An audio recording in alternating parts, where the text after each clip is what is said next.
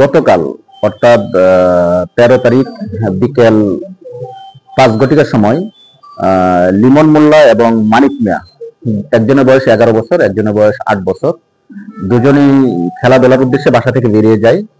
বের হয়ে যাওয়ার পর রাত 8টা পর্যন্ত যখন আর বাসায় ফিরে নাই, তখন তাদের যে অভিভাবক আছেন তারা তাদেরকে খোঁজাখুঁজি শুরু করেন। এক পর্যায়ে তারা তাদেরকে পায়নি।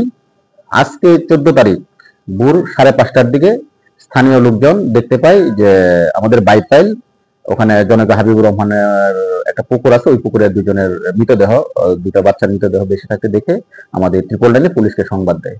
তো আমার পুলিশ ঘটনাস্থলে উপস্থিত হয়, উপস্থিত হয়ে তাদেরকে তুলে নিয়ে এসে তাদের সুরতহাল করে।